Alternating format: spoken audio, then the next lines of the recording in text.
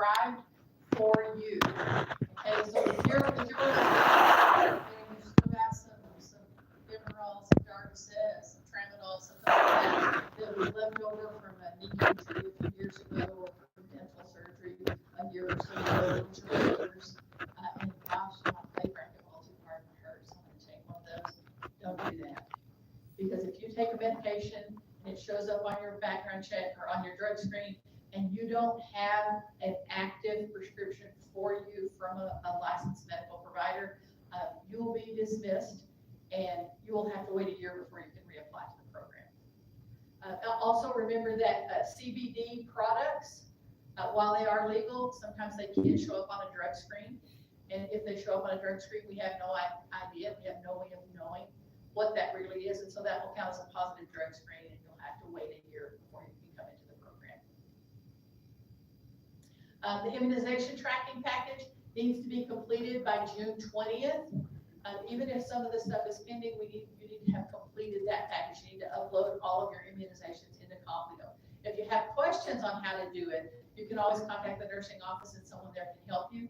But what you're going to have to do is upload an image of all of the immunizations that you got into the right categories within the Complio system.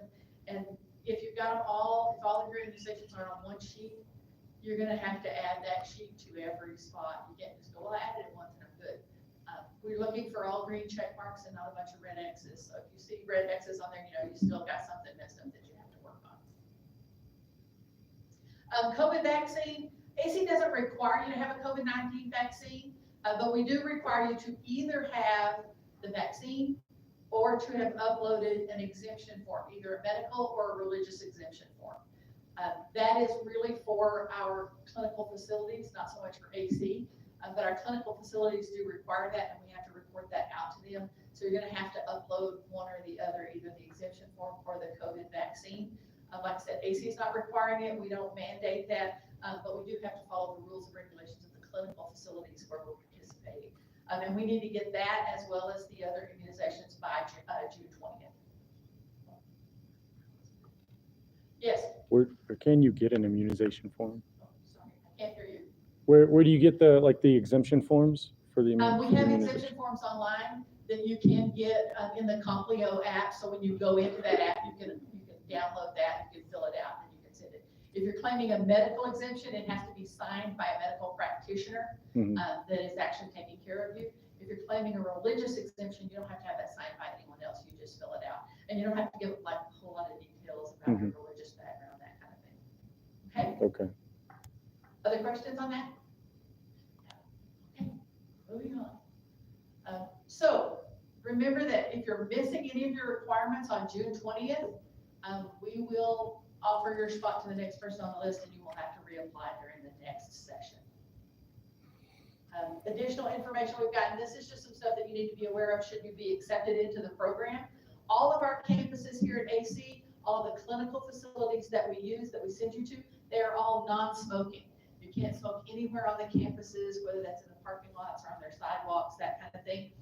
And we don't want you smoking when you're in uniform or when you're acting as the capacity of a nursing student, because the cigarette smoke will cling to your uniform, it will cling to your hair, and you will carry that into the clinical facility with you.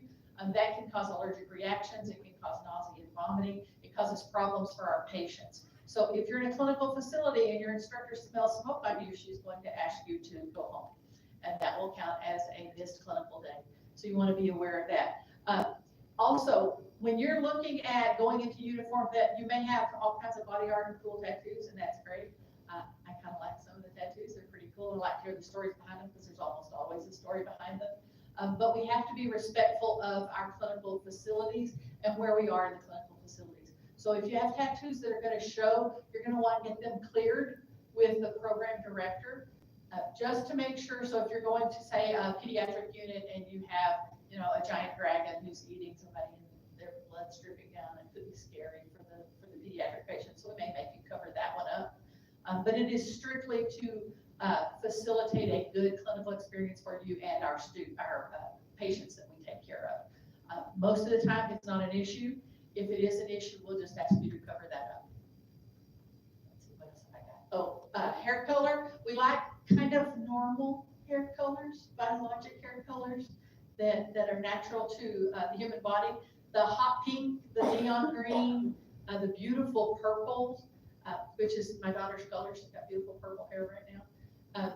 Those kinds of things we don't allow in the clinical facilities during clinicals. Now, once you finish clinicals, you can go out and get whatever hair color you want, but don't come with some beautiful lime green hair the first day of class, and then we tell you, oh, sorry, you're gonna have to dye your hair back because of clinicals. So we want to make sure of that. We don't allow false eyelashes. We don't allow artificial nails, the heavy nail polishes, the shellac nails, that kind of thing within the clinical setting. So you've got to have the natural nails going in there. One of the things that we've seen research-wise for a lot of years is that those artificial nails, if you've ever had the artificial nails, feel underneath the nail, between your skin and the nail. You feel how rough those ridges are. To be able to get bacteria out from under those artificial nails is next to impossible. And there has been research that has shown us that bacteria under those nails can't be transferred to patients. And many years ago, there was a case where we had several neonates die in the hospital, and it was traced back to bacteria found under nails of their caregivers. So we don't allow the long artificial nails during clinicals. Once you get out of clinicals, you can have whatever you want, and then that's between you and your employer. For us, we don't allow those nails in order to go to clinicals, and so your instructor will possibly send you home if you have that. The last thing I wanted to talk about is professional conduct. When you're in uniform, when you're in your nursing uniform, you've got your AC patch on, and you finished your clinicals and you're done for the day, and you're going, whew, thank goodness, got that out of the way. And you're thinking, I think I'm gonna go have a drink. Change clothes.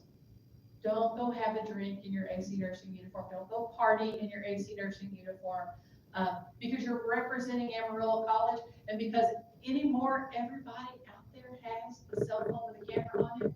And if they see a group of AC nursing students out there having a great time, first thing they're gonna do is take pictures of it and post it on Facebook, TikTok, LinkedIn, and send it to me. And then I'm gonna have to have a conversation.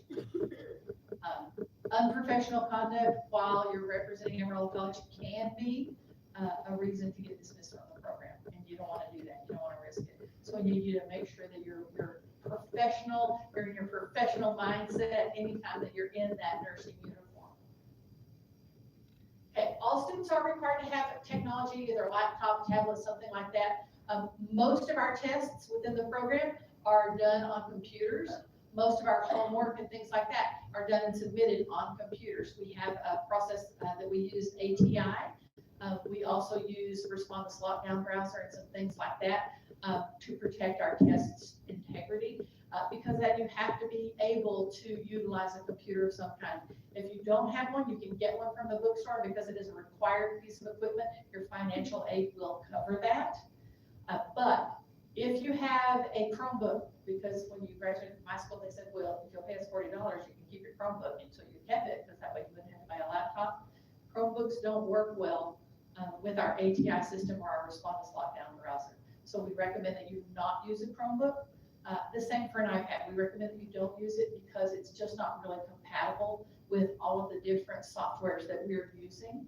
We do have a whole list that you can get if you look on our website and get these are the requirements that we need for the particular computers that you will use within the program, and you can get those from the bookstore. We have a few that you can check out on a daily basis in the program, but we don't have enough for everybody, and so it's a first come first served basis, and you do have to turn them back in at the end of the day. So if you're going home to study in ATI, you're going to need a computer at home, and so you want to make sure that you've got that and you're prepared for that as we go forward.